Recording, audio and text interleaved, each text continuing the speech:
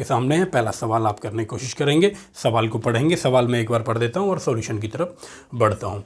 एक रेलगाड़ी स्टेशन ए से कोई एक स्टेशन ए कोई स्टेशन है, यहाँ से कोई रेलगाड़ी सुबह 7 बजे चलती है और इधर दूर कोई स्टेशन बी है जहाँ पर 11 बजे पहुँचती है, यानी 7 AM पर चली और 11 AM पर ये यहाँ पहुँच गई। बीच में कितना समय लगा? 4 घंटे का समय से लगा इस दूरी को कवर करने में। दूसरी रेलगाड़ी है, स्टेशन बी से चलती है, यहाँ से चलती है और वो कहता है कि 8 बजे शुरू करती है रेलगाड़ी और यहाँ तक पहुँचने में उसे 11:30 बज जाते हैं। ये सवाल है, आपसे पूछना चाह रहा है सवाल में कि ये दोनों एक दूसरे को पार कितने बजे करेंगी या फिर एक दूसरे से कितने बजे मिलेंगी। सवाल में बिल्कुल भी दम नहीं है, सवाल में केवल थोड़ा सा ट्रिकी अप्रोच, थोड़ा सा उसने घुमा के सवाल को दिया है, बस वो आपका IQ चेक करना चाह रहा है। और टफ सवाल में क्या होता है, मैंने आपको बताया था, जब भी टफ सवाल आएगा, टफ सवाल में कुछ नहीं होता।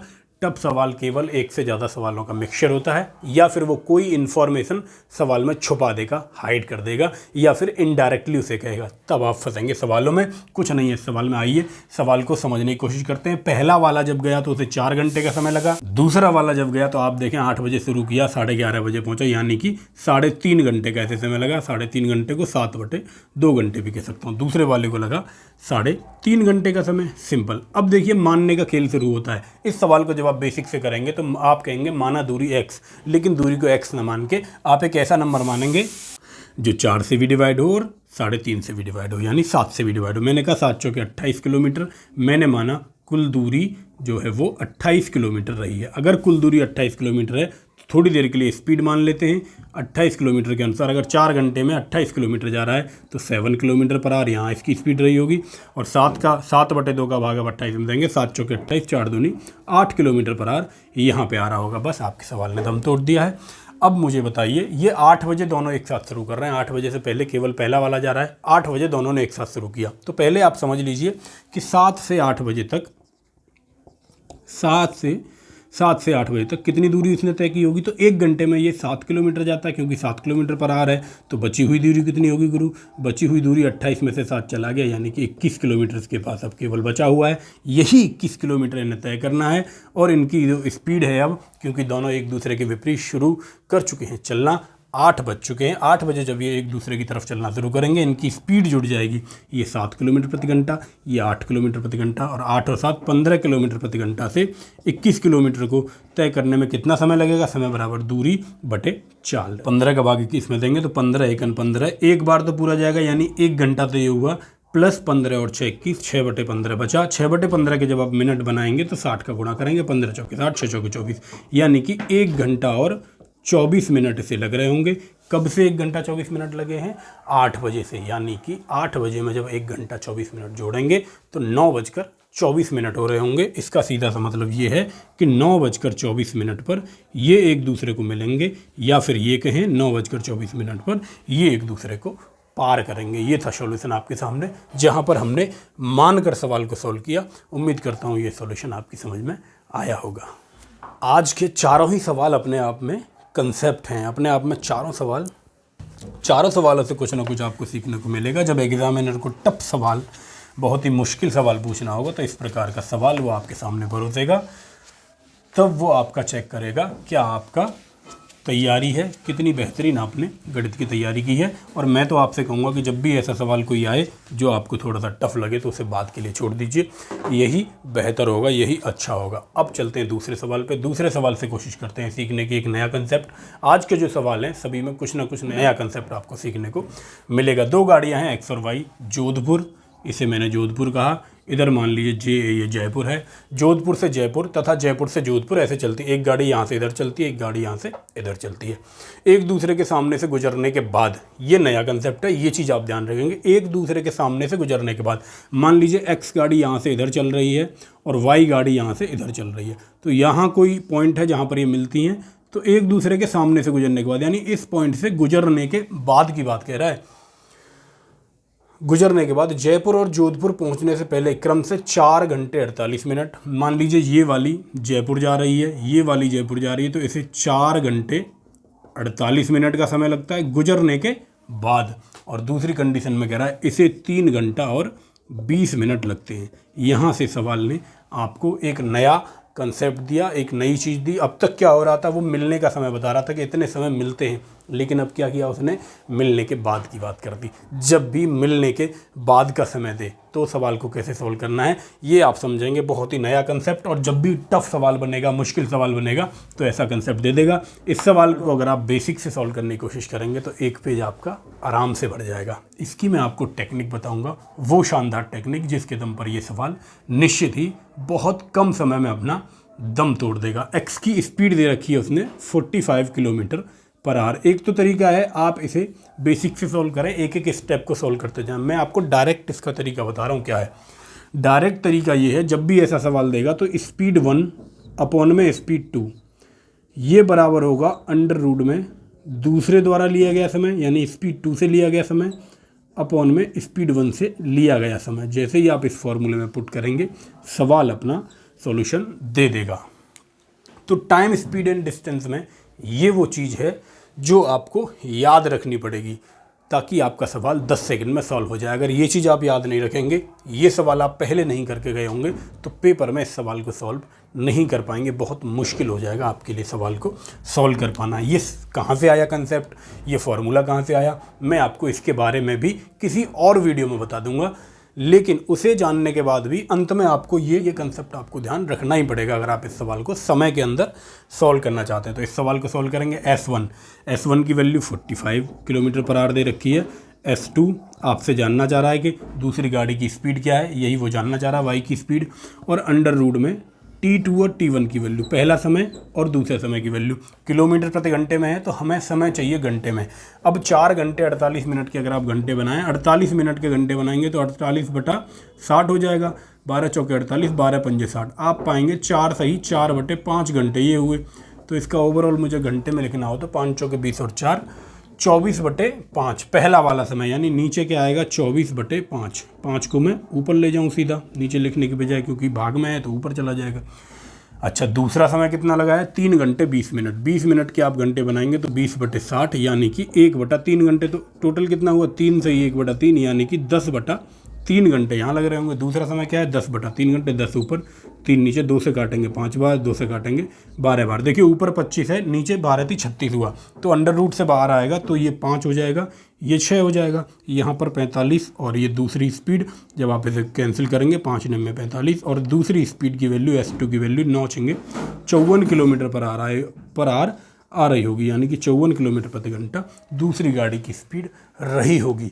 मुझे लगता है ये सवाल ने थोड़ा सा आपको परेशान जरूर किया होगा, थोड़ी सी दिक्कत आपको जरूर आई होगी इसे समझने में। इसे समझने का एक ही तरीका है, इस फॉर्मूले को आप समझ लीजिए।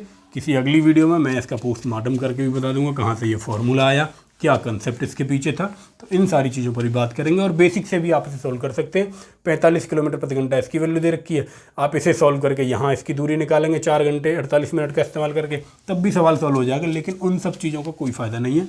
उन सब चीज़ों से आप सवाल को सॉल्व कर लेंगे, प्रैक्टिस के तौर पर कर भी लेंगे, तो पेपर में समय में नहीं कर पाएंगे। आपको कम से कम 4-5 मिनट का समय लग ही जाएगा। अब चलते हैं तीसरे सवाल पर।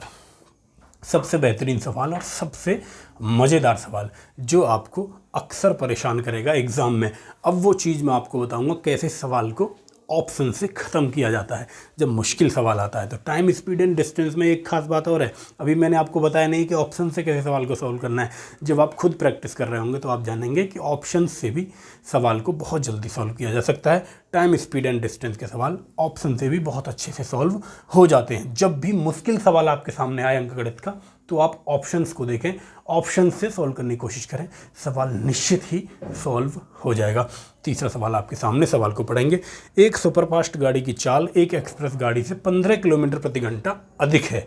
दोनों गाड़ियां किसी स्टेशन से एक साथ चलती हैं, परंतु सुपरफास्ट गाड़ी 140 किलोमीटर पर एक अन्य स्टेशन तक 1 घंटा पहले पहुंच जाती है। सुपरफास्ट गाड़ी की चाल बताइए। सुपरफास्ट को मैं ऐसे लिख रहा हूं और एक्सप्रेस गाड़ी को ई लिखूंगा, जिससे कि समझने में थोड़ी आसानी रहे। यानी सुपरफास्ट की जो स्पीड है मैंने माना S किलोमीटर प्रति घंटा है, एक्सप्रेस गाड़ी की जो स्पीड है मैंने मानी E किलोमीटर प्रति घंटा। 180 किलोमीटर को तय करने में सुपरफास्ट को S स्पीड से कितना समय लग रहा होगा, दूरी बटे स्पीड, तो समय पता चल गया। वहीं दूसरी तरफ 180 किलोमीटर को तय करने में जो एक्सप्रेस गाड़ी है उसकी स्पीड सुपरफास्ट से 15 किलोमीटर प्रति घंटा कम थी, तो यानी कि सुपरफास्ट से 15 कम किया, ये उसकी स्पीड रही, ये इसका समय रहा।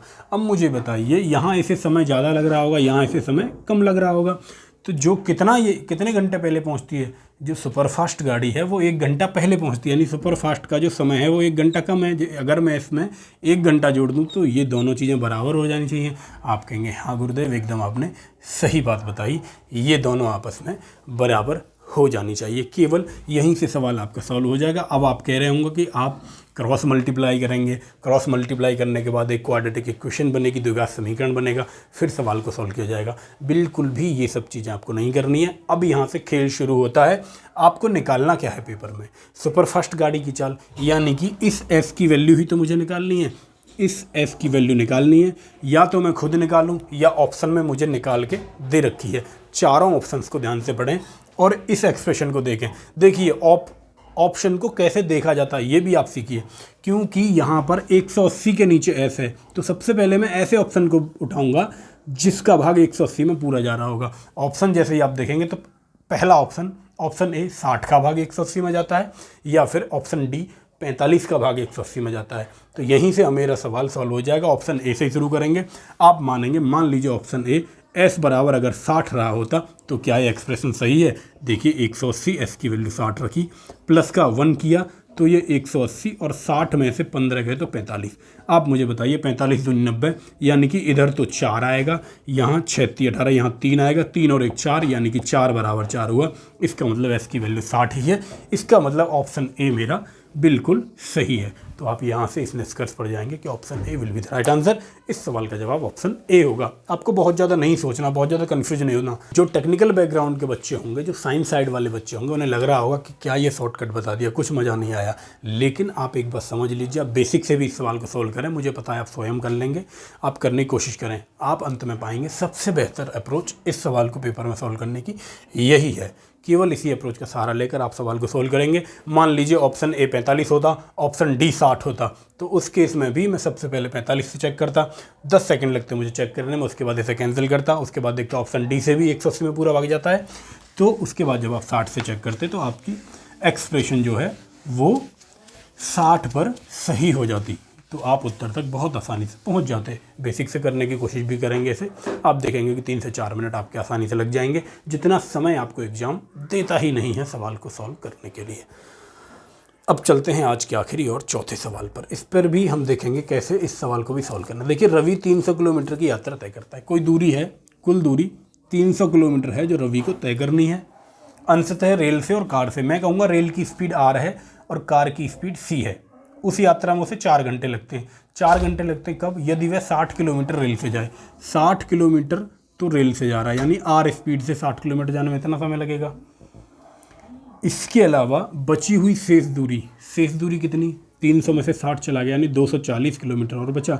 अब वो कार से गया तो उसे 4 घंटे लगते हैं, यानी कि ये बराबर होना चाहिए 4 के। भाई ये समय तय हो, दूरी बटे चाल। रेलगाड़ी से कितना समय लगा, कार से कितना समय लगा, दोनों को मिला के 4 आना चाहिए। तो मेरा सवाल सही है, नहीं तो गलत हुआ। दूसरी कंडीशन क्या कह रहा है? दूसरी कंडीशन में उसने कहा यदि वह उसी यात्रा में उसे 10 मिनट अधिक लगेंगे, यानी 4 घंटे से 10 मिनट अधिक, 4 घंटे और 10 मिनट लगेंगे। किस केस में लगेंगे इतना? जब 100 किलोमीटर रेल से जाए, यानी 100 किलोमीटर तो वो रेल से जाए तो इतना समय लगेगा रेल से 100 किलोमीटर जाने में, प्लस शेष कार से जाए, बचा हुआ 200 किलोमीटर वो कार से जाता है, तो उसमें 4 घंटे 10 मिनट। 4 घंटे 10 मिनट को आप सॉल्व करेंगे तो आप पाएंगे 4 घंटे और 10 मिनट का घंटा बनाएंगे तो 1/6 हो जाएगा, यानी 4 सही 1/6, 6 चौके 24 और 1 25/6 यहाँ आना चाहिए। इतना सब करने की आपको पेपर में ज़रूरत नहीं है। आपका जो सवाल है केवल इसी एक्सप्रेशन से सॉल्व हो जाएगा। इस एक्सप्रेशन की आपको ज़रूरत ही नहीं पड़ेगी। इसकी ज़रूरत पड़ेगी भी तो तब जब आप बहुत ज़्यादा फंस जाएं सवाल में। आप पहली एक्सप्रेशन पर जाएं। मैंने आपको कहा था कि आर की वैल्यू और सी की वैल्यू आपको निकालनी है। सवाल में देखें किसकी वैल्यू जानना चाह रहा है? रेल की गति जानना चाह रहा है, यानी इस आर की वैल्यू आपसे जानना चाह रहा है। यहाँ 4 है, 4 आने का यहाँ मतलब है इधर कोई वैल्यू पॉइंट में नहीं आएगी, इधर कोई वैल्यू पॉइंट में नहीं आएगी। इसका सीधा सा मतलब है कि आर का भाग 60 में पूरा जा रहा होगा और सी का भाग 240 में पूरा जा रहा होगा।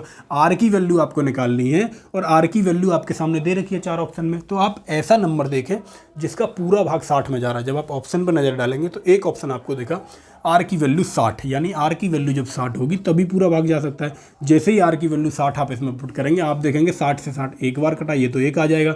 प्लस सी की वैल्यू कितनी लें, यहाँ समस्या आपके सामने आएगी। सी की वैल्यू कितनी होगी, मुझे बताइए। यहाँ 4 आने के लिए यहाँ 3 आना चाहिए और यहाँ 3 कब आएगा, जब ये सी से 240 में 3 बार भाग जाएगा, यानी कि सी की वैल्यू होनी चाहिए 80, तभी तो ऐसा संभव है। 8 तिया 24, 3 और 1 4 हुआ, यानी रेल की जो वैल्यू है 60 किलोमीटर प्रति घंटा है और कार की वैल्यू 80 किलोमीटर प्रति घंटा है, तभी ये 4 घंटे में ऐसा संभव है। तो इतने पे ही, इतना देखते ही आप लगा सकते हैं कि आर की वैल्यू 60 किलोमीटर प्रति घंटा होगी। ऑप्शन बी आपका सही जवाब होगा।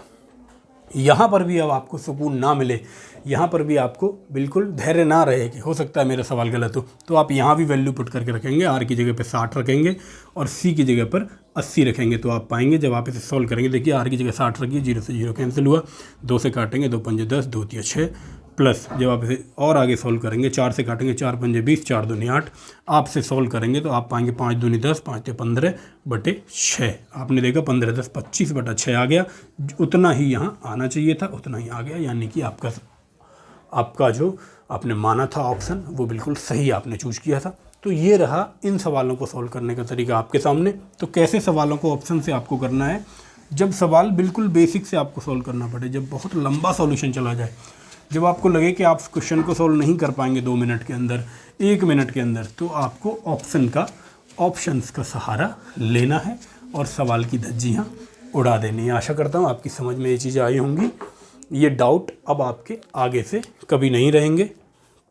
तो मेरे साथियों, कल की वीडियो में हम शुरुआत करेंगे परसेंटेज की। जब भी हमारी आगे वीडियो आएगी, जो हमने पोल कंडक्ट कराया था, जो हमने आपसे पूछा था कि कौन सा चैप्टर आगे पढ़ाया जाए, तो आप लोगों का जवाब था आपको CISI पढ़ना है, डिस्काउंट पढ़ना है, प्रॉफिट लॉस पढ़ना है। तो वो सब चीज़ें जो है अंकगणित का जो अब दूसरा पार्ट शुरू होगा, आप समझिए कि 2/3 आपका अंकगणित ख़त्म हो चुका है। अब केवल परसेंटेज वाला पार्ट बचा है, यानी कि percentage, profit loss, discount, simple interest and compound interest और इंस्टॉलमेंट, ये चीज़ें आपकी बची हैं। अगली वीडियो में हम शुरुआत करेंगे आपके फेवरेट टॉपिक परसेंटेज की, और मैं आपको सिखाऊंगा इसमें नई चीज़ें, कैसे परसेंटेज जो आपको बताया गया कि फ्रैक्शन वैल्यू, ये टीचर आजकल क्या रटवा रहे हैं कि ये फ्रैक्शन वैल्यू है, इसकी परसेंटेज वैल्यू आप याद कर लो, ये सारे फ्रैक्शन इनकी परसेंटेज वैल्यू याद कर लो। कुछ भी याद करने की ज़रूरत नहीं है, सब आपको गुमराह किया जा रहा है। बिल्कुल याद करने की ज़रूरत नहीं है। कैसे बिना एक भी चीज़ याद किए परसेंटेज को कैसे धुआं किया जाएगा, इसकी बात करेंगे। 10-10 सेकंड में सवाल सॉल्व होंगे,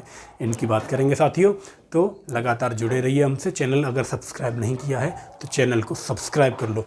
आगे और भी बहुत बेहतरीन चीज़ आने वाली हैं, आगे और भी बेहतर मज़ा आने वाला है। चलिए साथियों, इन्हीं बातों के साथ रखते हैं, आपसे मिलेंगे फिर अगली वीडियो में नए टॉपिक परसेंटेज के साथ।